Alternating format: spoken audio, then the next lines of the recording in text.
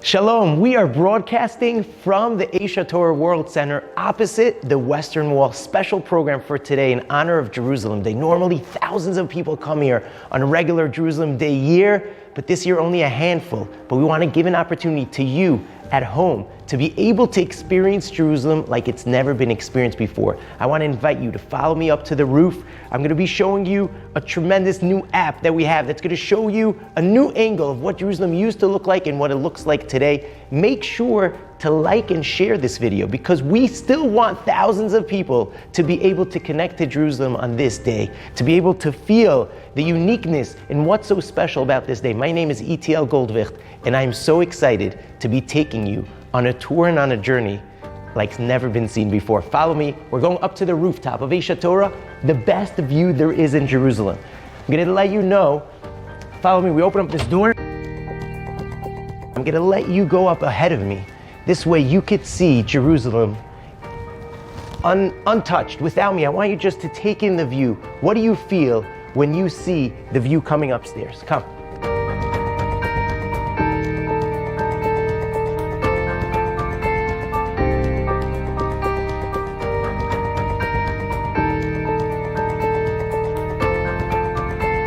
So we're standing right now on the edge of the Asia Torah rooftop overlooking the holiest place in the world for Judaism, which is what? So most people tell me it's the Western Wall, but the truth is that it's not. The holiest place for the Jewish people is actually up there. You see the Dome of the Rock?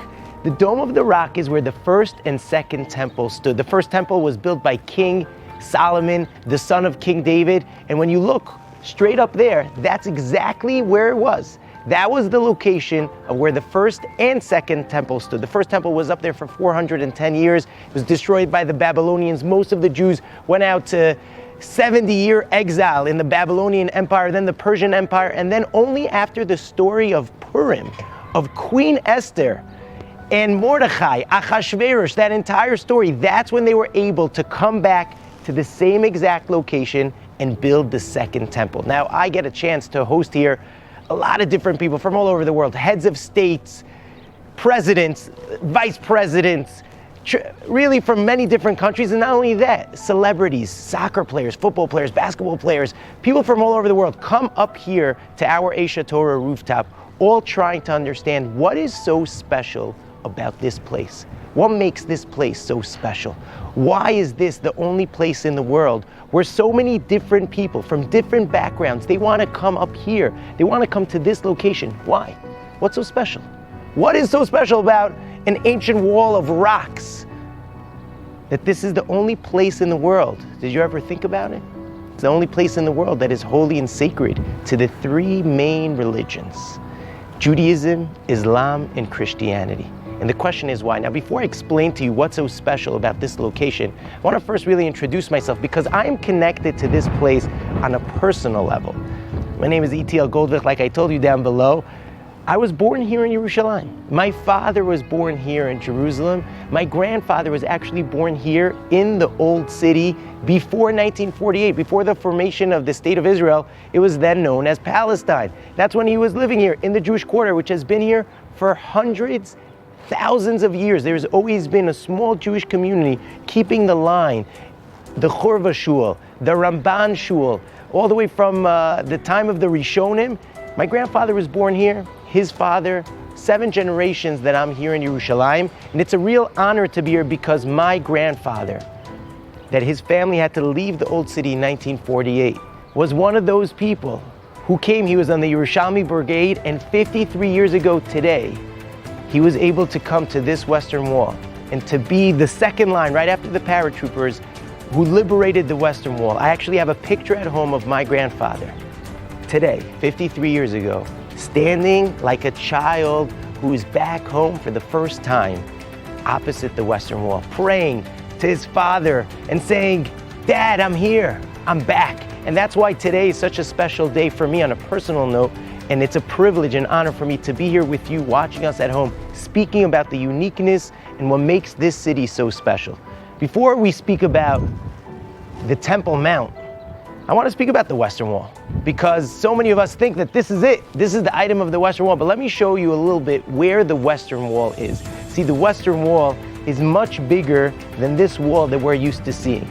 The Western Wall actually starts over there. You see the little tower on that side, next to the El Aqsa Mosque, next to the trees. El Aqsa Mosque, by the way, this is the house of worship for Islam. In this area, that's where they pray. It's called El Aqsa El Quds. It's the edge of the mountain. They face Mecca. And this is the edge of the Western Wall. That's why we have a tower over here symbolizing the edge of that Western Wall. But if you follow along, right next to the Golden Dome, right in the middle, there's a second tower. That second tower continues along all the way to the third tower over there. If you focus your eyes on that third tower over there, draw a straight line between all three towers, that is the full length of the Western Wall. We're talking about 488 square meters. It's huge. We're talking more than 10 football fields. That's how big the Western Wall is. Now, who built the Western Wall? The Western Wall was built towards the end of the Second Temple. See, when they came back here after the story of Purim, the time of Ezra and Nehemiah, they were able to complete the renovation and the rebuilding of the Second Temple. It stood here for 420 years. In the middle of that time period was the story of Hanukkah. The Greeks have taken over the world. They're coming into Jerusalem. And then there's a family of priests, the Maccabees, the Kohanim, and they live in Modi'in, not far from here, and they're able to fend off the Greeks, and they start pretty much their own kingdom called the Kingdom of the Hashmonaim. At the end of that, we're talking about the last 150 years of the Second Temple, is when the Roman Empire started overtaking the world, and its influence was felt here in Israel. And many of you know, you've been to Masada, you've been to Caesarea, to Caesarea. You've been to a whole bunch of different locations here in Israel that are tremendously built up, and it's all by the same king who ruled over this entire district during the Roman Empire, and his name is King Herod. King Herod was a freak for buildings. He loved to create the most massive buildings in the world, and he wanted to turn this entire mountain into the most massive structure in the entire Middle East. So yes, he built Masada and Horedion and the footsteps of Me'arat HaMachpelah and the Tower of David. His structures are known all over, but he decided to take this mountain and transform it. See, normally a mountain has a slope. The peak of the slope is where the Dome of the Rock is, and the slope goes all the way down to Siluan, to the city of David, where King David first originally lived. But King Herod wanted to turn it into a flat plateau. So what did he do? He built the Western Wall, he built the Southern Wall, he built walls all around, and he made it a flat. If I have like a slope over here, I put a wall, now I have a full flat plateau. And that's exactly the Temple Mount that is here from that time period. We're talking about the last 100 years around of the Second Temple where King Herod built it. And that's why the Western Wall is not actually the holiest place for the Jewish people. Yes, that's what was liberated, but the holiest place for the Jewish people is Temple Mount. Okay, so what's so special about this wall? Why is this the place that everyone comes to connect? So I want to just put it into perspective. Try to envision a family that lived in one of the European villages, and they had a beautiful house, and the grandfather lived there, and the father and his kids got married also. They lived 3-4 generations living, uniting, a beautiful community, and they've been living there for many, many years as well. And then unfortunately a war breaks out. War breaks out, and the family has to run and flee. They're able to run away with just a handbag. And after many years of battle, of war, of losing some of the family, this man comes back to his community. He's looking for his house. He gets back into the city, towards the town. He finds the streets. Everything is in rubble. Everything is ruined. And as he gets closer, he starts noticing, this is my block, this is my street. And then suddenly he finds himself standing in front of one wall. And he stands there and he looks and he recognizes, this is my house. And he breaks down crying. He sees a little toy, something that used to be there on the floor, and he starts crying. Now he's not just crying because his house was destroyed. He's crying because of all of the years of memories, of laughter, of beauty, of connection. That's what this house represented for him. That's what this wall represents for us as well. This wall is not just an ancient wall that represents what is lost. It doesn't just represent destruction, but rather it represents all of our collective memories.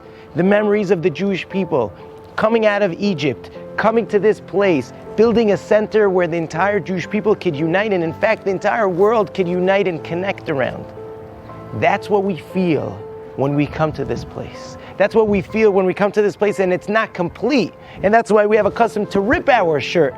Yes, we're celebrating the liberation of Jerusalem, but we're still praying that one day it should be completely rebuilt. And then we could be back in that laughter and that unity and that connection of every single Jew and every single human being across the world could unite and connect around the values that this place represents until today.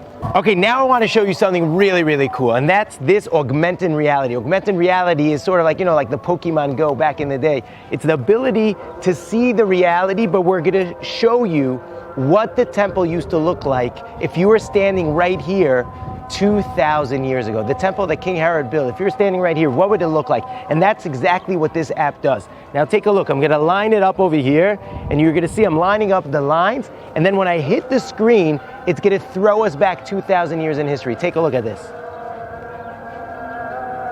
And now this is exactly what it used to look like. You see what it used to look like? Unbelievable. Unbelievable. This gives us the image of exactly.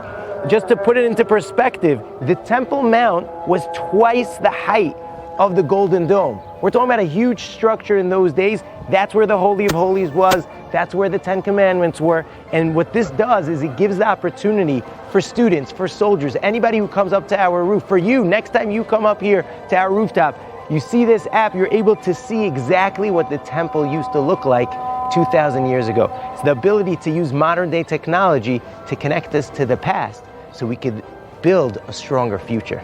A lot of times groups come here, celebrities come here, I tell them close your eyes for a second and stop and listen to the sounds of Jerusalem.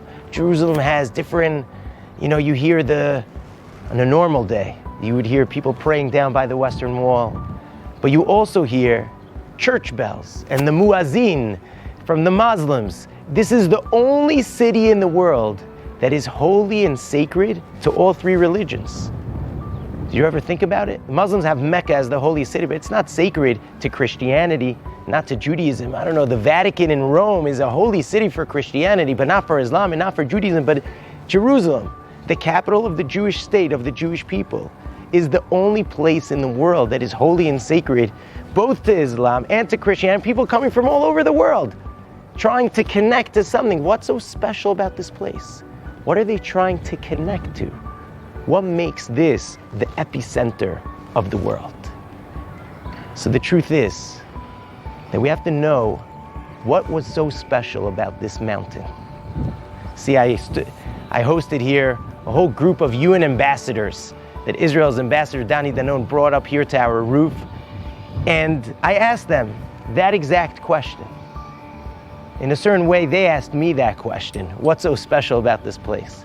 I'll share with you what I shared with them. Again, there's so many different reasons to connect to this place, and you have to find your reason. What is your connection to Jerusalem? Why are you here? What makes it so special for you? And when we find that, that's when we're able to really connect. This is what I told the UN ambassadors.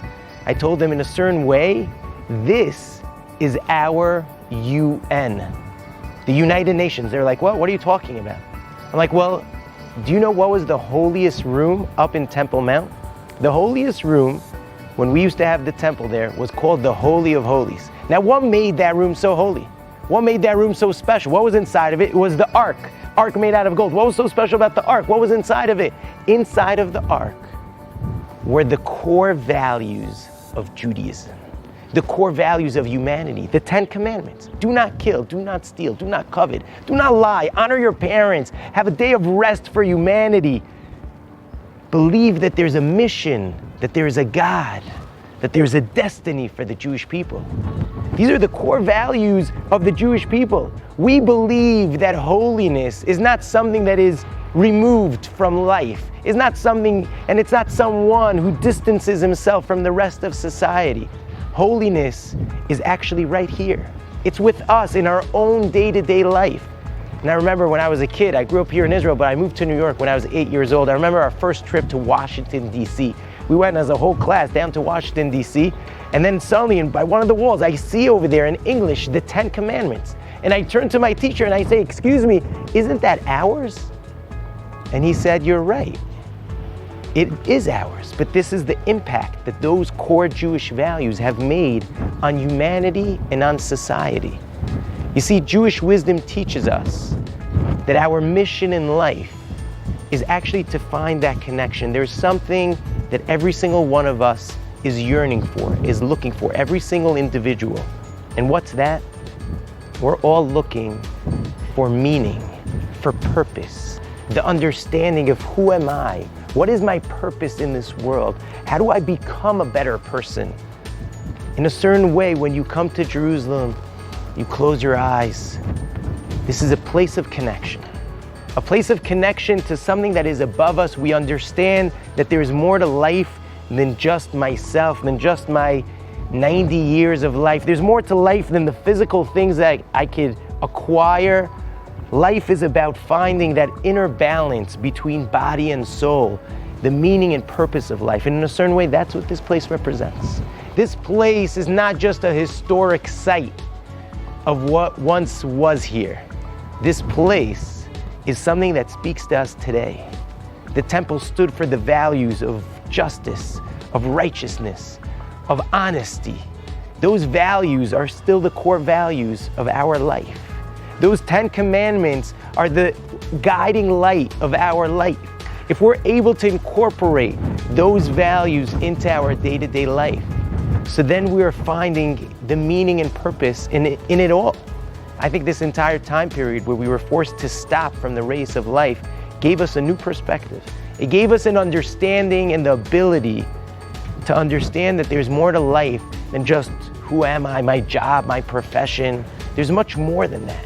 It's the ability to understand what's my identity, who am I? And this place, Yerushalayim, gives us that opportunity. That's why we celebrate it.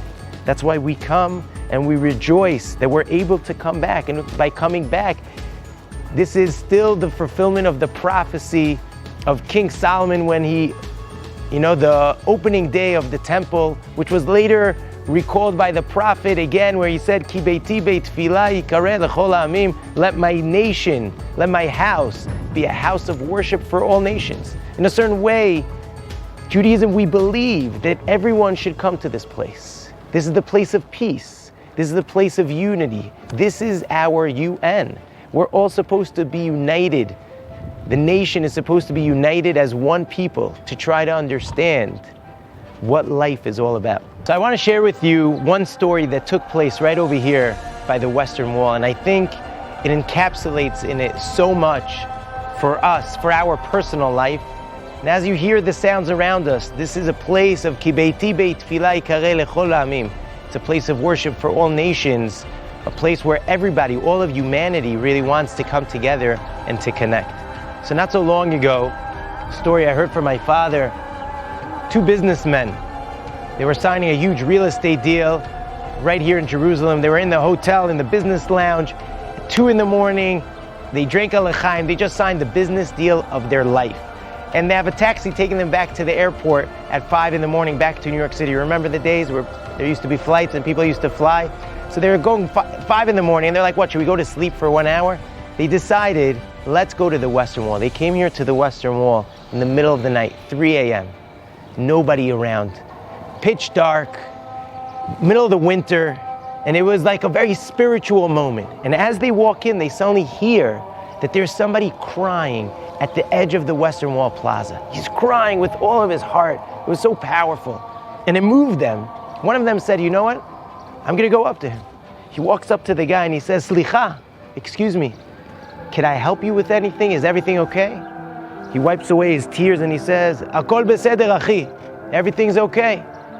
So the guy says, okay, and he leaves, and they walk inside into the tunnel, they pray for a few minutes, they say some tehillim, they come out after a little bit, and as they're walking out, they see the guy's, he's still crying, and he's crying with all of his heart, with all the passion. It was so real, it was so genuine, it moved them. The other guy says, my Hebrew is better than yours. I'm gonna go up to him and I'm gonna say, he goes up to him, He says, can we help you? You know, we're two businessmen from America. Can we help you financially, medically, anything that you need? We hear that you're crying. He says, Akol beseder, achi, everything is okay. So they say, well, can we ask you why you're crying so much? So he said, let me tell you. He wipes off his tears. Suddenly a smile appears on his face. And he says, tonight was my baby's wedding. I have 6 children at home, and my youngest son, when he was younger, he was in and out of hospitals. We weren't sure what was with him, what was the condition. He made it through, and tonight he got married. All of his other siblings are married, they have children, and everyone came together to the wedding. Older siblings with their kids, and me and my wife, we were there, we were glowing. It was the happiest night in my life. I came home after the wedding, I put my head on the pillow, and I'm tossing and turning, and I turned to my wife and I told her, I can't fall asleep. I have to go to the Western Wall to say thank you. I came here tonight just to say thank you. And when I'm standing here and I'm, blessing God for all of the blessings I have in my life, I realized that everything started flooding with me. My whole life was flooding in and out. And that's why I was crying. I came here to the Western Wall 3 a.m. after the wedding to say thank you, and everything started flooding. The good times, the bad times, the hard times. I was just saying thank you. I don't need anything. I have parnasa, I have a livelihood, my children have a livelihood, everyone is married, but I just wanted to say thank you. All so often we come to this wall, we write a note, we write a prayer, we pray, but we're asking, what could I have? I want this. We have a bucket list. We want health, we want happiness, we want prosperity. Those are all great things, and we should continue to ask for them. But sometimes I tell the groups, people who come here, maybe take a moment, not just to think about what you want in your life, but add another prayer, write another line in your note of what is it that I am thankful for in my life? What do I appreciate that I already have in my life? There's something so powerful of the ability to say thank you, to admit that we need help. When one is able to genuinely say thank you, he fills up. He fills up with blessings. Remember one of my kids at home, they have a tough personality. They say, I want this, I want this. At a certain point, my wife and I, we said, that's it, you can't have anymore. You can't just say, I want. I remember though, when they turned 10, we gave them a little gift, and 2 days later on my bed, I got a note. Dear Abba and Mommy, I just want to say thank you for everything you've done for me, that you love me, you take care of me, and went through a whole list. And then that child signed their name. My wife and I, we looked at each other, we were filled with love. We wanted to give that child a hug. We wanted to give them more than they've ever asked before. Because when we have the ability to say thank you to our parents, to our friends, to our spouses, they just want to shower us with more.